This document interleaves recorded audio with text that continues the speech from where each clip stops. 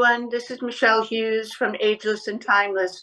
Today, I have a guest that's going to really knock your socks off. Wait till you hear all that he has to tell you. And his name is Krishnan, and he is the microbiome expert. You will hear all about that in just a couple minutes. Let me give you just a little bit of background on Kiran. He spent the last 20 years, or the first 20 years, I guess, of his career in research and R&D as a microbiologist, and then realized that he wanted to move over to the corporate world. So he got out of the lab and into the firestorm of being around the corporation. So he's had quite a career. And actually, if you open the internet and Google his name, you will see so many different efforts on his part to educate the public. And I really honor you, Kiran, for the time that you spend with so many people like me and my viewers to basically help us to live a healthier life. So welcome to Ageless and Timeless. Thank you so much. Thank you for having me. And I appreciate the kind introduction. And, I do educating people is my biggest passion of all the things I do. I discovered that early on, that one of the few talents I have is that I actually can take complex things that I seem to, occur to me in a different way and explain it to people in a way that's meaningful. So yeah, I appreciate this opportunity. Right. And also, you underrate yourself because you know a lot, and you are also extremely good at communication. So that's the big plus that, usually someone coming out of a scientific background is going to get difficulty to get to the layperson and have them understand the concepts that are so complicated. So once again, I just want to give you kudos for being so, one, generous with your time, and two, just so talented at being able to reduce something complicated to something very straightforward. So let's dive in. Yeah. What I'd like to do, Kiran, today, because you are so prolific on the internet and people can find so many podcasts that you've done before, I'd like to take a little bit of a fresh approach. So I'm going to make a big announcement here. First of all, most people don't know that you have sold the company that you co-founded, called Microbiome Labs. And that is one of the most just incredibly prolific and foremost companies in the microbiome world. And if you go to the American Academy of Anti-Aging, their booth is right at the front. You can't miss it, and that's because they deserve that. And they are really, really good at educating. I mean, there isn't a day that goes by that I don't get a webinar opportunity to get on with Microbiome Labs and their products, which I've now, thanks to Kiran, started to use. And I'm going to talk a little bit about that later today. But those products are some of the very best that are available today for helping you with improving your gut microbiome. So the big announcement is that you have sold the company and you have moved on. You are now doing at least 7 other investments, as well as some other things in your family office. So that's going to be exciting. So what I'd like to do is I'd like to split the time we have today, our 50 minutes, and I'm going to ask you for the first half to talk about some of the traditional subjects you've covered so frequently, so people get the real benefit of your background. And then I'd like to move over to the halfway mark, move over to the new companies and some of the exciting things that you're doing now that most people are not going to be aware of until today. Is that okay with you? Sounds perfect. Thank you. Okay, good. Well, let's start by, let me first ask you a personal question. So how do you feel that you're unique in the world that you play in?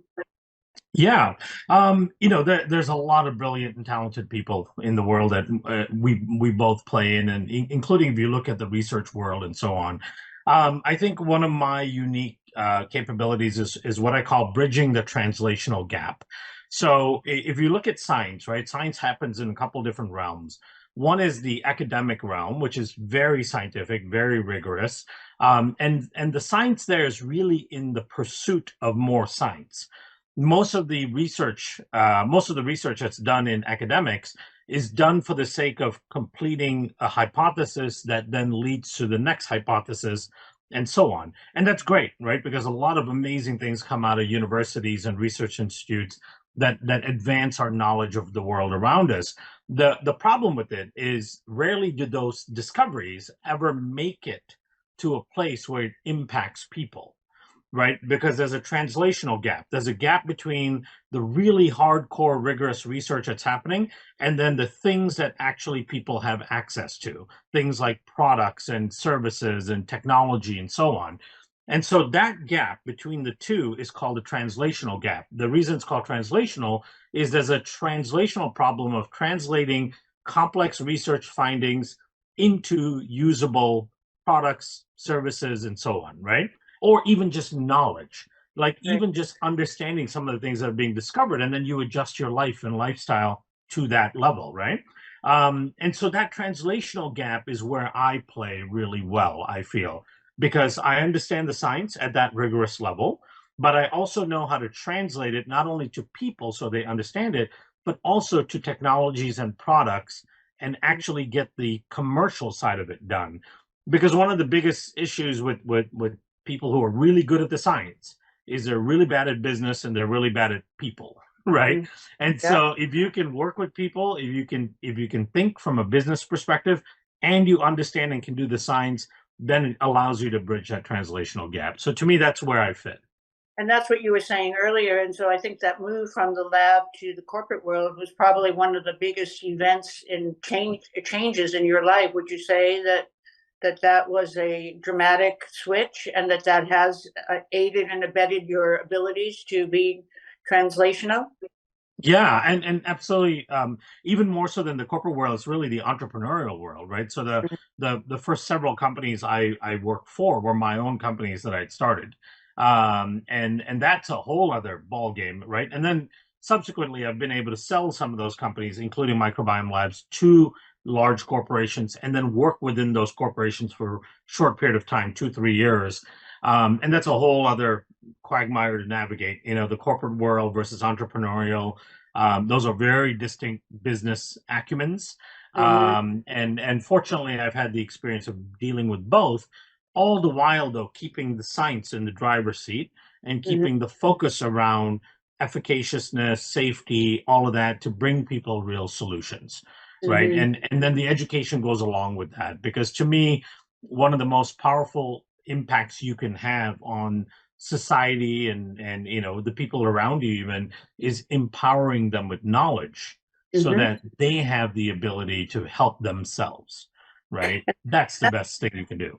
And that is why, and I think I sort of said it, but maybe not as succinctly as you. That is why it's so special, and we're privileged to have you here because we know or I know, and my viewers will soon know that your ability to take those, the complex into the simple. That's one thing. The second thing is the depth of your knowledge in an area that is so complicated for so many people and is full of potholes and false starts and dead ends and so forth. So let's just pretend we're writing a book together called The Microbiome for Dummies, Mm-hmm.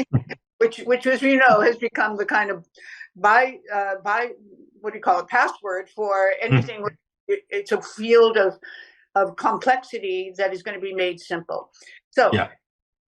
start in with maybe defining some terms. Let's first start with what is the microbiome, and Mm-hmm. it sounds very simplistic to you, but I think I want my viewers to start from the beginning and then grow with you today in the minutes that we have for you to explain. So, microbiome for dummies. Go ahead. Yeah, yeah, absolutely. So it is critically important that people understand what the microbiome is, right? And then we'll get into how it impacts you as well.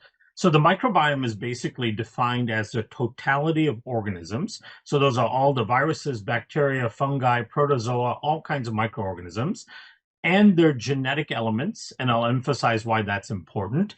in relation to the host, and we are, of course, the host. Now, what has been discovered, and it's very clear now, without a shadow of a doubt, is that virtually everywhere in our body we are loaded with microbes, right? Far more than we ever thought, right? We knew that there were bacteria and viruses and all that around. We knew we had a bunch in our gut because you could sample some of them through stool. But what we didn't realize is that we are actually more microbe than we are human, right? There are more microbial cells in our structure than there are human cells. And then the genetic part, that's where it really becomes important, because we have far more microbial genetics in our system than we have human genetics, right? So to put it in an understandable manner for people, right? So there was a project called the Human Genome Project that many people remember, right? The whole idea was like, we need to sequence the entire human genome, figure out what all the genes do. And the idea there was that, every disease has a genetic element to it. And so there's a heart disease gene, there's a diabetes gene, there's an Alzheimer's gene. And so we're going to go after each of those genes with targeted therapies to deal with those diseases, right? So the idea was that humans have this very advanced genome. We have tons and tons of genes. In fact, the estimates were around 400,000 or 500,000 genes is what they estimated the human needs to have for complexity. And then when they sequenced the entire human genome, finally, this took about a decade's worth of work. What they found was that we as humans have about 22,000 genes, not 400,000, 22,000, right? Now, that may still sound like a lot if you're not familiar with genomics, but an earthworm has 30,000 genes. Right? So we're less sophisticated than an earthworm is from a genetic perspective. So then a big question arose, like, how is it that we function at such a high level? We don't have enough genes to code for the proteins that we need in order to function and act as a human. And so that's what actually was one of the impetuses that kicked off the Human Microbiome Project, because there was a hypothesis that, hey, maybe the microbes that live within our system contain more genetic material that we can actually utilize. So then they sequenced the massive amount of microbial DNA in our system, and they found that we have over 2.5 million microbial genes, right? 22,000 human genes, 2.5 million microbial genes in our system. And we use a lot of those microbial genes for day-to-day function. So that is what allows us to be human, right? If it was just up to our genes, we would barely function. We would certainly not be alive, right? We need the microbial genes. And so if you don't have the right microbes, or you have the wrong ones in too high of a proportion, or you're missing certain ones, or your certain ones are too low, you don't have their genetic capabilities, you don't have their functionality, thereby you don't function the way you're supposed to, and that can lead to disease. European Wellness, founded by the iconic and widely published Professor Dr. Michael Chan, is the world leader in stem cell and peptide therapy, with 26 medical and aesthetic spa locations primarily in Europe and Asia. Their website, www.europeanwellness.com, details the wide range of wellness products that can be ordered using the Ageless code for a 10% discount. They will also offer our viewers discounts on medical and cosmetic services and products if they choose to visit the clinics. I have firsthand experience using their wide range of science-based stem cell and peptide products and am now a loyal customer. Go to their website, www.europeanwellness.com, for more information about this exciting company. Right, so that's what it's come down to.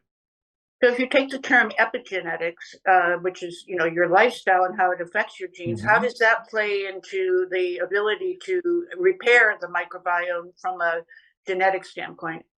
Yeah. So the epigenetics is really a fascinating area now when you bring in the microbiome, right? So normally epigenetics is, well, okay, what can you do to turn on and off genes, right? Because we have genes, but it doesn't mean that they're necessarily on or off. We're not necessarily using them. There are different triggers to turn on and off genes. So there's been this study of like, okay, how do we actually effectuate the right genes and not turn on the bad genes, right? So then when you bring in the microbiome and you go, well, there's actually 2.5 million times more microbiome DNA than human DNA. What about the epigenetics of that? Right? How do you affect those genes in terms of turning on and off? And as it Right. turns out, that's an ecosystem. And Mhm. how you affect those genes turning on and off is what you put into your body, on your body, and how you surround yourself, right? So this is so Those important. environmental factors. Right, and this is so important what you're talking about because many people think, "Oh, these are my genes. I can't change them. And there's nothing I can do. I was born with this. This my thanks to my parents or Yeah. grandparents." And so now what you're saying, what the people in the DNA company like Kashif Khan, who was a guest here on my podcast, what he was saying is this functional genetics is really the epigenetics is really what you are doing in the choices you make, which if you go back to the assumption that your 80% of your immune system is in your gut, Hmm. then this is a huge subject. No wonder you can't open an article in a newspaper without seeing microbiome over and over again these days, because people are now becoming aware of exactly what you're saying, that we Yeah. do have control over this genetic factor and the regular human factor, which you divided it into the two pieces. So what? Okay, let me jump for a moment. And what are the choices that people can make that are going to take them from a microbiome that has been impaired by lifestyle and Hmm. choices to a microbiome that what you as a scientist would call the perfect microbiome? How do you Yeah. go from A to B with your ability to make wise choices is the factor that's going to make the delta between the two. Yeah, and that's a very important question, and in fact, the solutions to that are actually relatively simple, and for the most part, don't cost anything, which is great, right?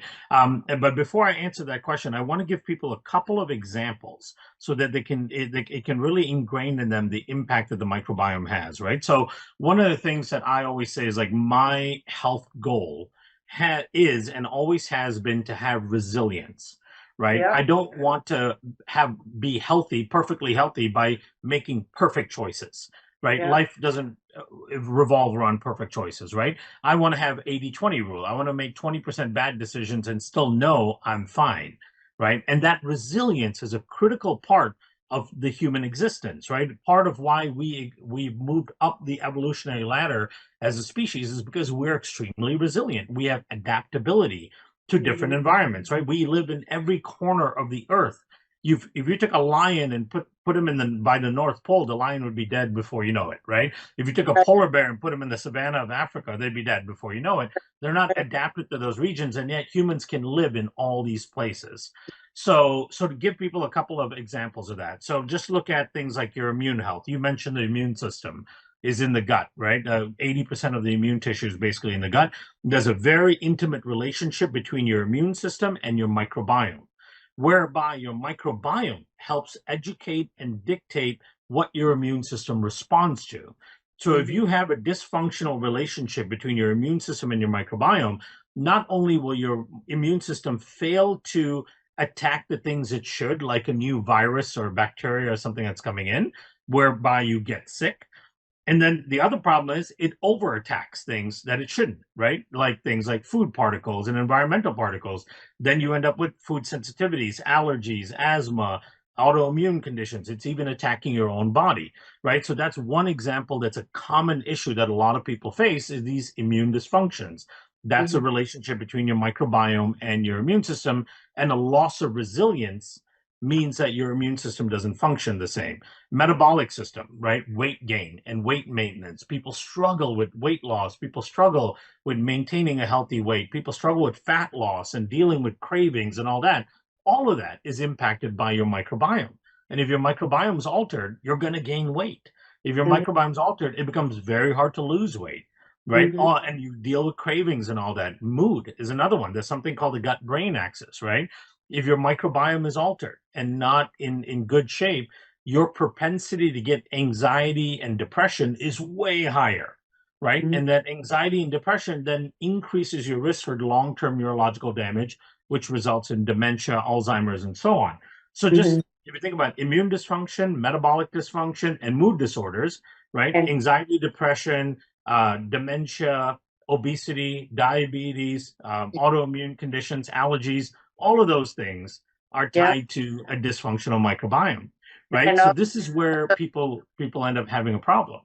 sorry to interrupt, but also hormonal is a big. Absolutely. Yeah. Your microbiome plays a very important role in regulating the hormone balance in your body, right? So this goes back to the idea that we don't have enough genetic capability of our own to do all the functions we need. So your body gets a tremendous amount of assists from the microbiome. So take estrogen, for example, right? Well, just a simple thing like estrogen, where your body produces the estrogen, it utilizes it, but then in order to prevent estrogen from overloading, where you end up with estrogen dominance, which is a problematic condition that most women and that most hormonal dysfunctional women face, what Mhm. your body needs to do is get rid of the estrogen, right? So what it does is it sends it to the liver, where the liver will conjugate it, meaning it covers it so your body doesn't recognize it again, and then it dumps it back into the gut for microbes to metabolize it and get rid of it, right? Mhm. Now, if your gut is dysfunctional, what tends to happen is not only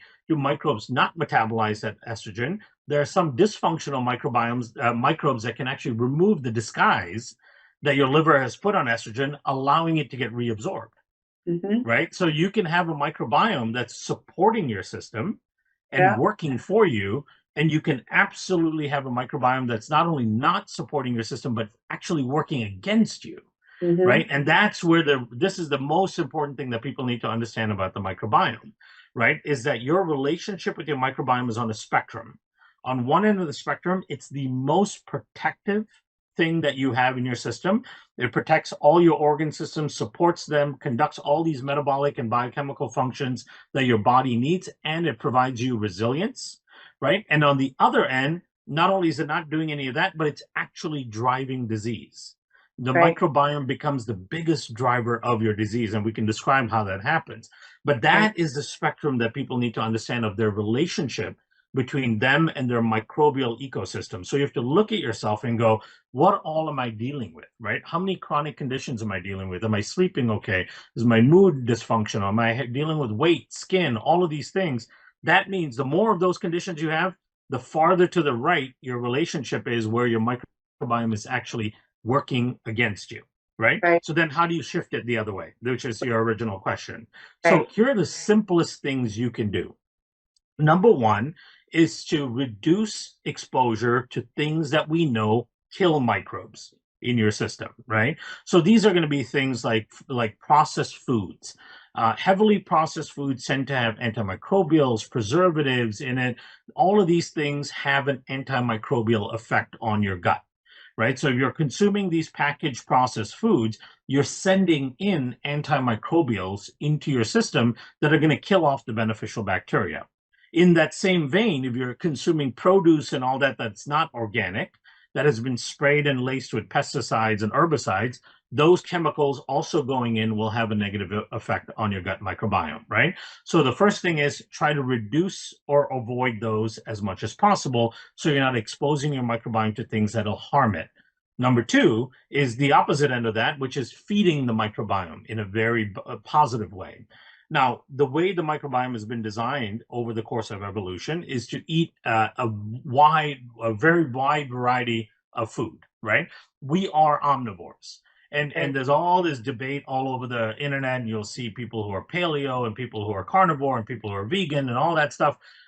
Through the course of human evolution, we did not have the luxury of being that way, right? Our ancestors did not go, well, I want to be vegan because they didn't have a choice, right? They had to eat what was available to them. And so Right. humans evolved as omnivores, and Right. we eat a huge variety of things. And this also is a key thing that distinguishes us from other animals in the animal kingdom.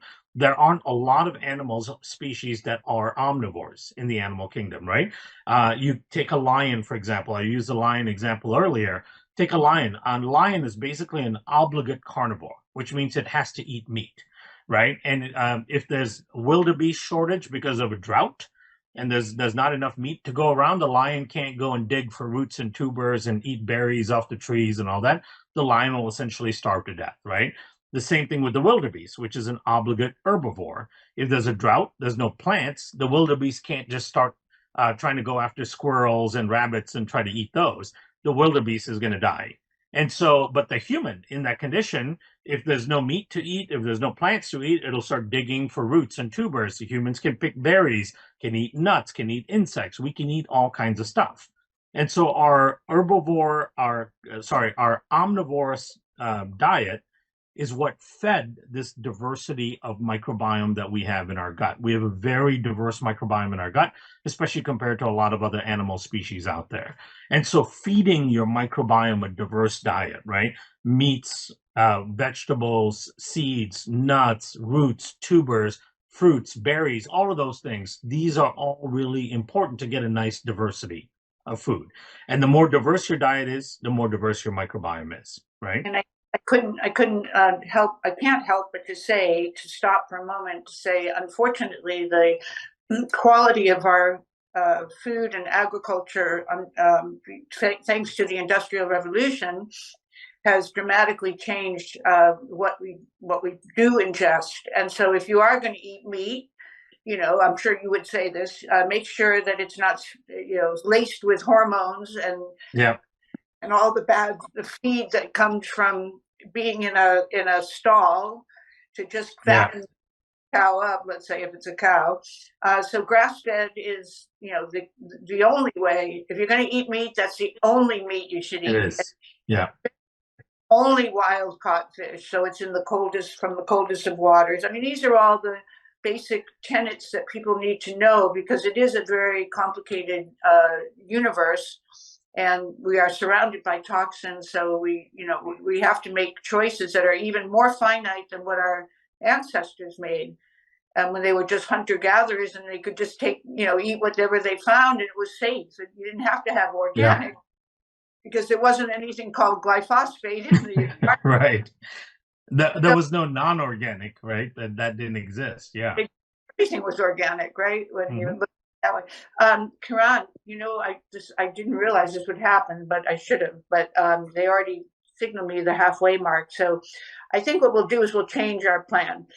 Because this is so fascinating and so important, and I don't want to interrupt you. So I'm going to divide our time into 2 podcasts. So we'll have this one talking about the basics of microbiome for dummies, so to speak, and then we'll be back very quickly as soon as I can schedule you in and you're available to do the new companies that you're investing in, which I'm really fascinated by, and I want my viewers to know what's coming down the pike with all your hard work and effort. So is that all right with you if we change? Absolutely, yes. Yeah. No, I think this is very important information to share and give people basic foundational understanding. So yes, we absolutely have to cover this, and I'm more than happy to come back on and talk the next step. So yeah, absolutely.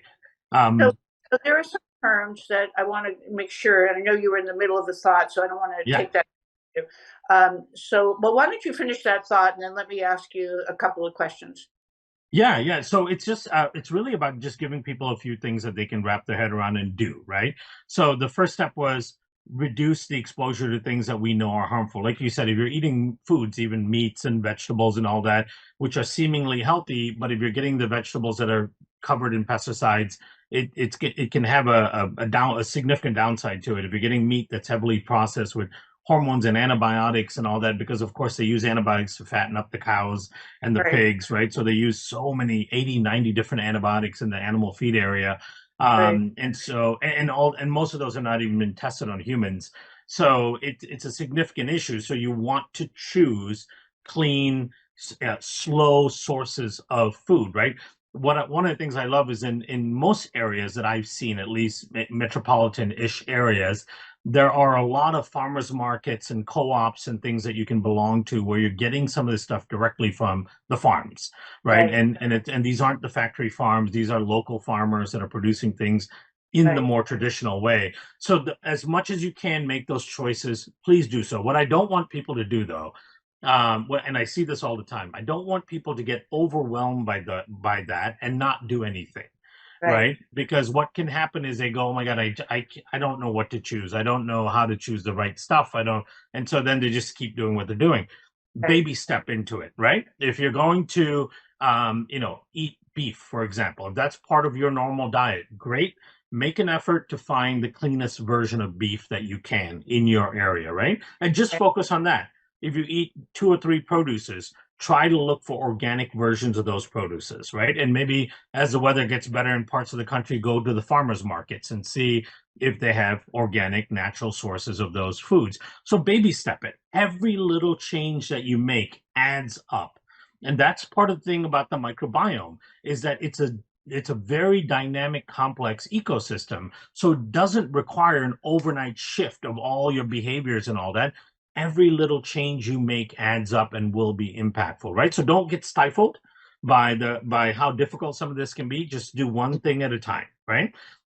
So the first part, reduce the exposure to things that we know harm the microbiome. The second part is increasing the diversity of your diet. One of the simplest things I tell people to do is try to add in one new food a week, right? Mhm. So take one new fruit, one new vegetable, root, tuber, meat, whatever it is that you don't normally eat. And I like going to the ethnic grocery stores by my house. There's a Asian market, a Mediterranean market, a Middle Eastern market, and they have roots and tubers and fruits and vegetables and all that we don't have at our regular Whole Foods and places like that. And Right. so I bring in and add one of those a week, and as you do that, you'll start really increasing the diversity of your diet, right? So that's a very important thing. Again, diversity of your diet means diversity of the microbiome, and hands down, the most important feature, which you asked earlier, the most important feature of a healthy gut microbiome is having high diversity, Mhm. right? Having high diversity means you have resilience and you've got a microbiome that protects it. Now, there's a whole category of bacteria in your large bowel that are anaerobic, which means they cannot survive in oxygen. They don't utilize a lot of other nutrients, like they don't utilize proteins well, they don't utilize fats well. What they really want is fiber, Yeah. right? Fiber is so critically important. And the thing is, many of these organisms, these specialized organisms that live basically just in the human large intestine, you don't really find them anywhere else in the world.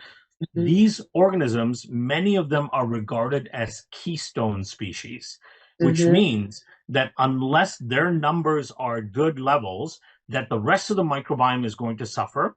Mhm. And these organisms are inversely correlated with numerous chronic diseases.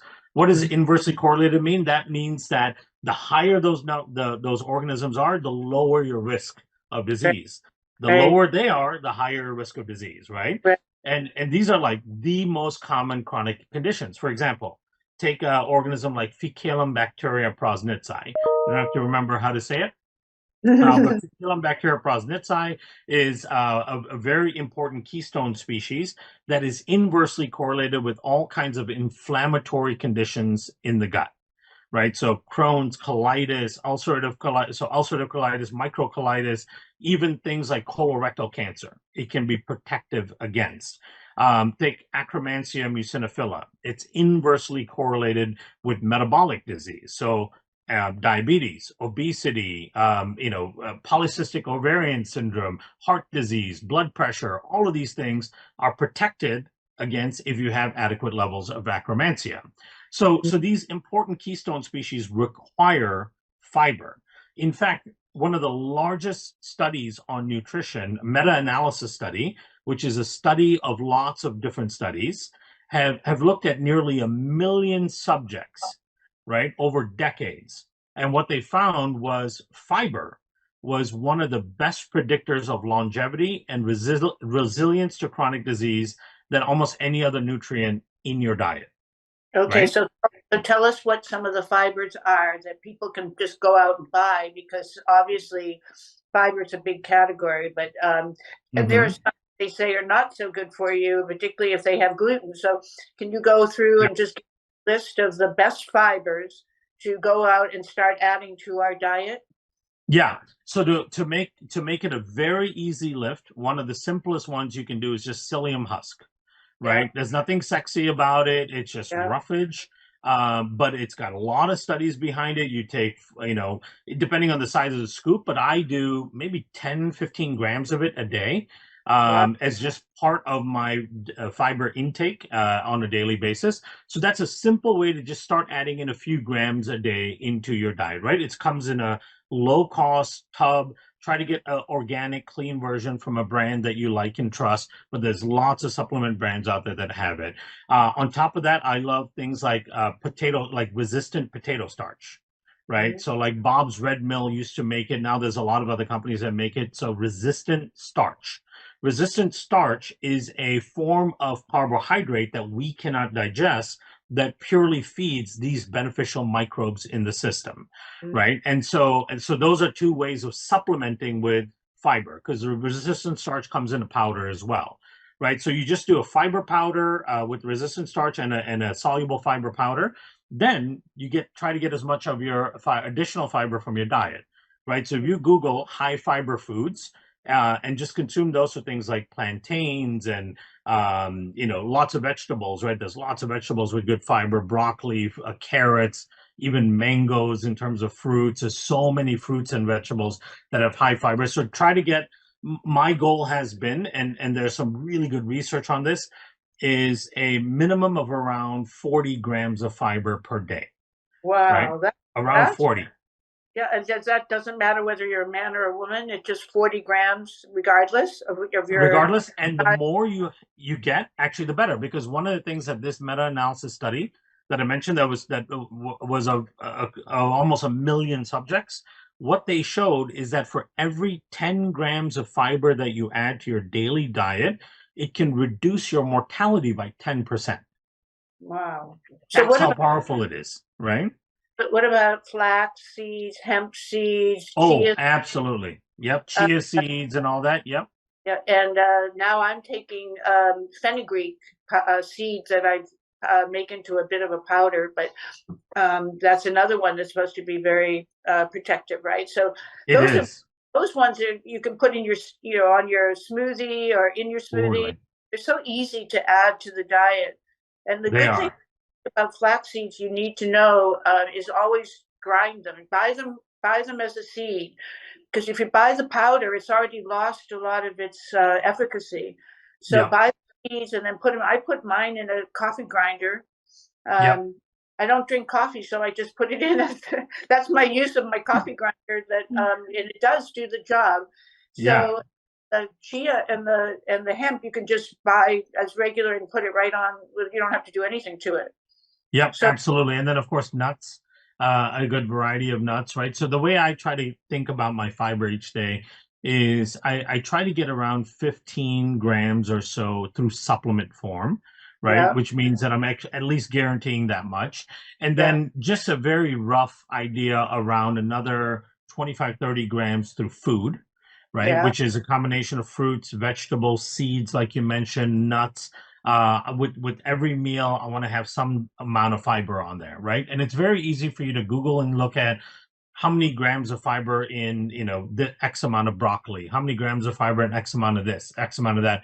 All that information's out there. So if you think about the foods you like and the things you don't mind eating that are very sustainable for you, then just look at what the fiber content is, kind of decide the volume of the food you will eat to reach that 40 plus grams. Now, the higher you can get with fiber, the better, because these studies indicate that the more fiber you eat, the more resilient you are against chronic disease. And it's one of the most important things. Now, why is that? Again, it's because the fiber largely feeds those beneficial bacteria in your gut that do all of these amazing things to provide you resilience against disease, right? And those microbes really need the fiber from these variety of sources. So that's a very, very important thing.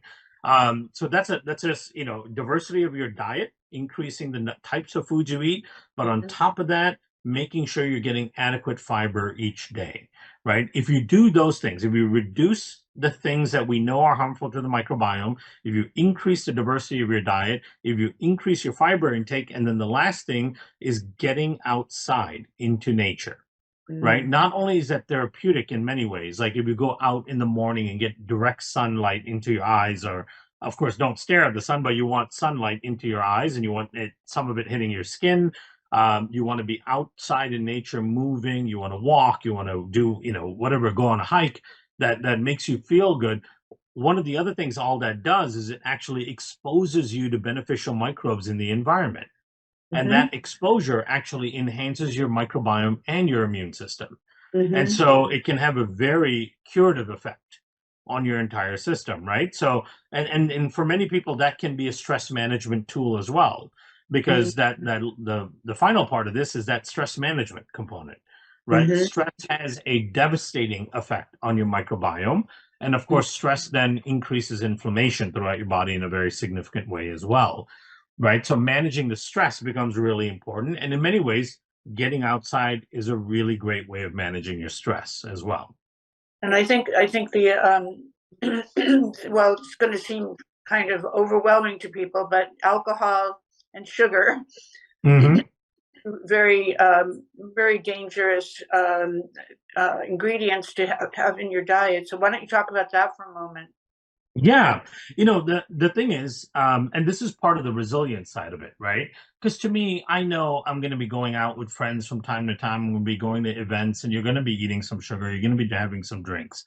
Right. The thing is, you have to have a system that can handle it because it is damaging, right? So alcohol is toxigenic to your system in so many different ways, right? Of course, it can harm your microbiome, which it does. So it reduces your microbiome, but of course, it taxes your liver very significantly. And there's a very important relationship between your microbiome and your liver as well. Now, Right. alcohol is also metabolized into these byproducts that are very toxigenic to your brain, your hormone system, your metabolic system, your blood control, blood sugar control systems. So all of that has a huge impact. And then, of course, alcohol dramatically impacts your sleep, right? Right. Which we know sleep is one of the most important things you can do to because you need to recover every night from the day's worth of stresses that your body went through. And I don't Right. just mean mood like stresses, I mean actual biochemical physical stresses that your Right. body goes through just to function, right?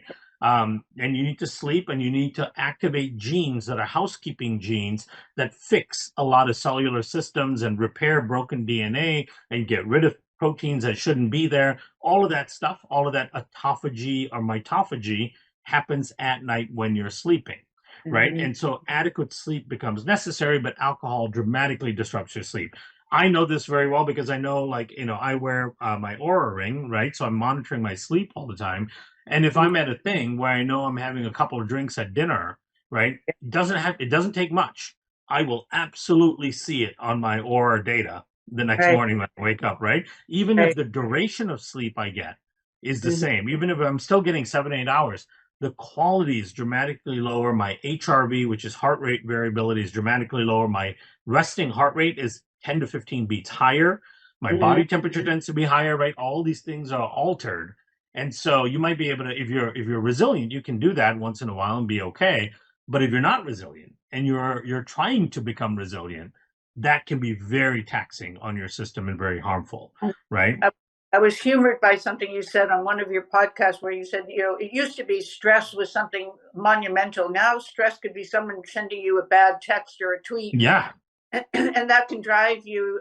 Obviously, it's the gut brain axis, so you are being affected in your microbiome if you are what you just said. Feeling the stress of something that's as minor as a bad tweet. Yeah, absolutely. And when you think about that, so stress leads to this physiological response called the fight or flight system, Mm-hmm. right? And the reason that exists is because that was a very critical part of our survival. If Right. you somehow eliminate the flight or fight response, you wouldn't survive because you wouldn't be cognizant of danger around you, right? They've actually done this with animals. There are animal studies where they can cut the vagus nerve, which is the gut brain communicator. And Right. mice are, you put a mouse in a bin with a snake, and the mouse will just walk up to the snake and give it a little lick on the nose, right? Because it has no fear, it has no sense of danger anymore, right? So our fight or flight system is really important to keep us surviving, which means that it's a very drastic system because its use was always for survival for the most part, right? Mm-hmm. But nowadays, our body hasn't yet adapted to changing the intensity, if you will, of the biochemical response, even though the trigger is far less monumental, right? The trigger used to be a potential predator following you that might eat you, Right. versus now someone cuts you off in traffic, right? Right. Both of those aren't equivalent things, and yet biochemically your body responds to it in a very similar way, which is a very inflammatory way, right? Mm-hmm. And it's very damaging to the system But it's okay if it's a life or death situation because you need to survive that thing and then you recover. But if you're getting that same biochemical response from emails and conversations with people and the drive to work and just thinking about bills and all that stuff, right?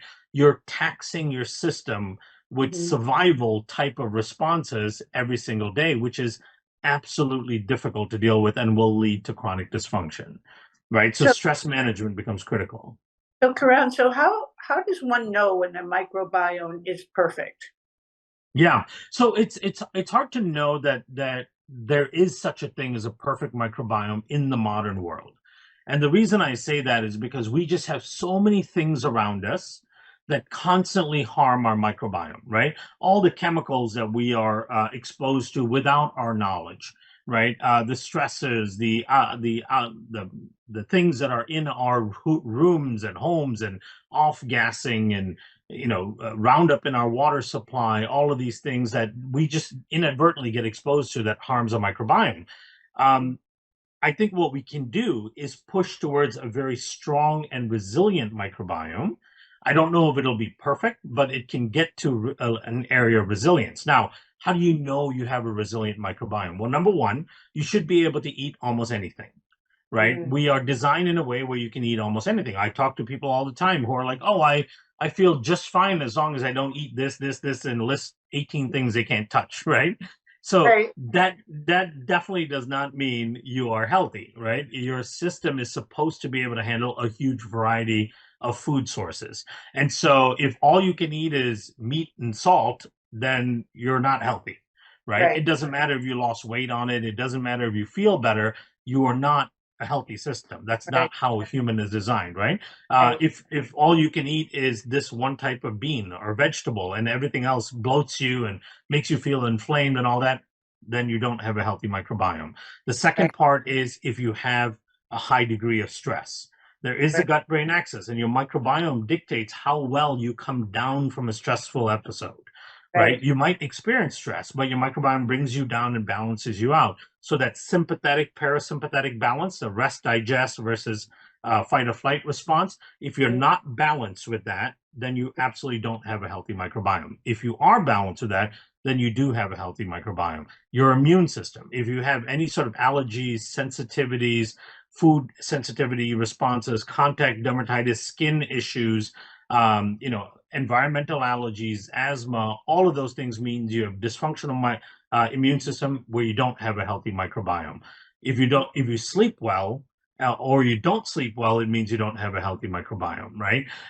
If you're struggling with weight and metabolic issues, right? If you've been trying to lose weight and you can't seem to get it off, or you have a really hard time keeping weight from coming on, those are indications of a non-healthy microbiome. So in order to feel like you have a healthy microbiome, you have to be metabolically in tune. Your mood has to be perfectly well balanced. You have to be able to get great sleep on a regular basis. You should be able to eat virtually anything and be okay.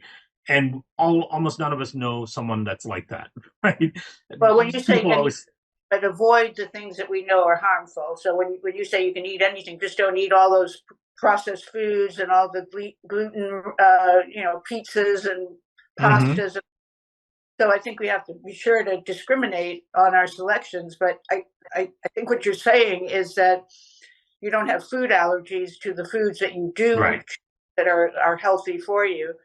Yeah, So among real foods, right? So I consider most of those things not even real food. I mean, those yeah, are disguising themselves as food. So I'm talking about healthy, normal foods.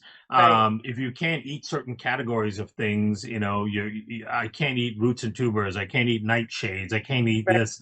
Then it's like, okay, there's something wrong with your system. And the solution's not necessarily always avoid those things, right? yeah, Because it right. means there's something that's dysfunctional in your microbiome. Right. Okay. So because we just got signal that we have only a couple of minutes, I want you to give us just a little hint of the probiotics, prebiotics, and postbiotics because it's such a Mhm. confusing area for people. One, because you waste a lot of money in buying probiotics that never make it to your Totally. colon, your intestines, right? They never get through the stomach acid.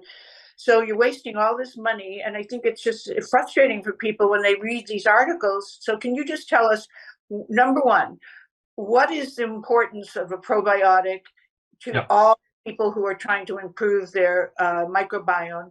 And number two, and I'm only saying probiotics right now because it's too Mhm. much of a subject to get into in a couple of minutes. But and then number two, how do you know you're getting the right one that's going to make it down to your Your to gut.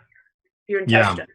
So the most important feature of a probiotic is it's one that can actually alter your microbiome in a positive way, because any probiotic you take is a drop in the bucket compared to the 40 trillion or so microbes that live in your system, right? So if there is a probiotic you can take that can actually effectuate change in your microbiome, that's going to be the most positive probiotic. But that also requires that that probiotic survives through the gastric system, makes it all the way to the intestines alive, and has a beneficial function on your microbiome.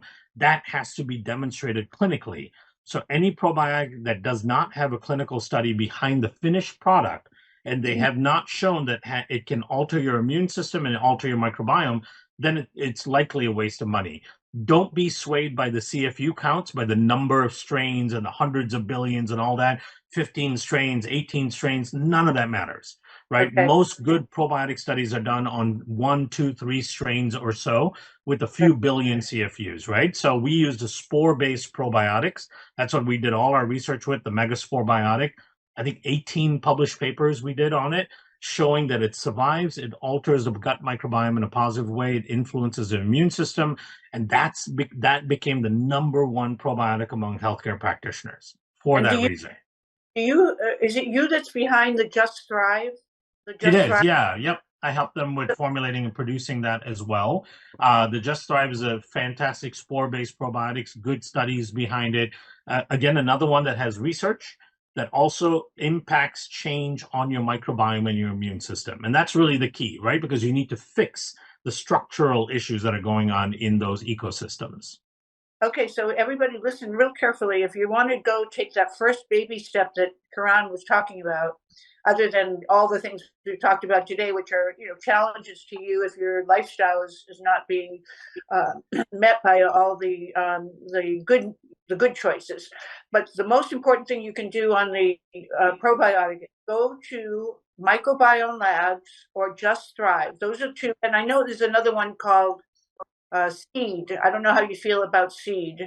Have you heard of them, I have, Karan? yeah. I'm not aware that they've done any research on the finished formulation. That's where Okay. they lose me a little bit. Okay. And that's a question there for me. Well, so let's just stay with Microbiome Labs, and then and in their product line, you'll see several choices. But what I bought was the bundle, which is the Megaspore. Well, why don't you tell us what it is, Yeah, the Karan? Megaspore, the Mega Pre, and the Mega Mucosa. Is that the bundle, the Yeah. total gut restoration? Yeah. The idea there I, is that you get the right probiotic, you get a prebiotic to feed a lot of the beneficial bacteria, and then the Mega Mucosa rebuilds the lining of the gut, because we know that leaky gut is one of the mhm. biggest fundamental issues that most people face, especially if you have GI issues and immune issues. Okay, one more thing too, and other than the other product is Just Thrive. So those are two hints for everybody to go take action.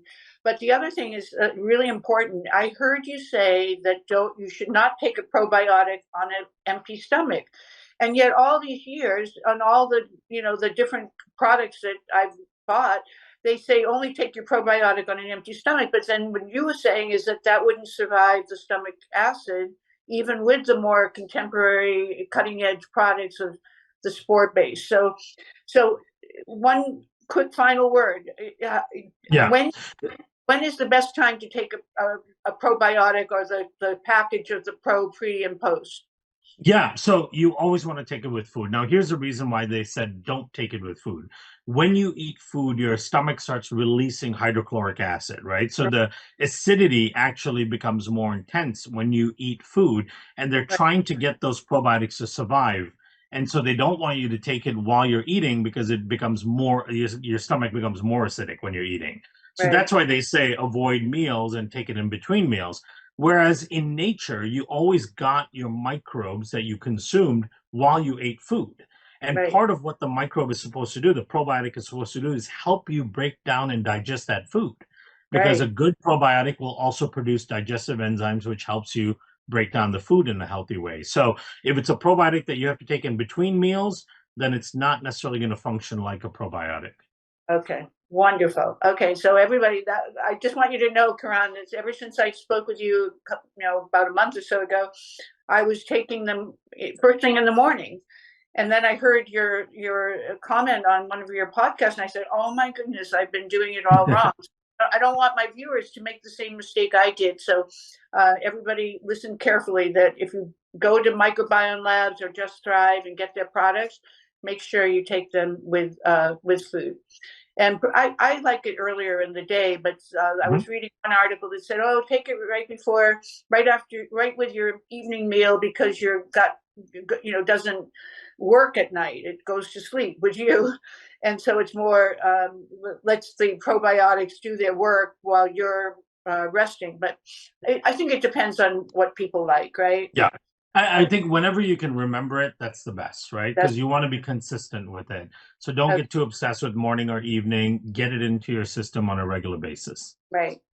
And then how many? Do you take one with, because I know on the microbiome, there's one that's like 6 of them with the, so if you just reduce it down to 1 or 2 a day with all the 3 of them, is that all right? For the vast majority of people, that's perfectly fine. Yeah, that's great. 6 is a little much if you're taking 6 of each of those plus the megaspore. So they had, I think they had total was about 13 a day. Yes, and I think that's a little heavy for most people. it is. All right. Okay. Well, thank you so much. I'm sorry our time is up and we have to cut you off because I could talk to you for hours, but I am going to look at the schedule. And next time I want you to talk about, just to give everybody a hint of what's coming. Kiran is working on a product that's called SIV. It's a skincare product. He sent me a couple of samples. I've been working on it, and I think it's really done amazing texturally for my skin. I use it only on my face and neck and décolleté.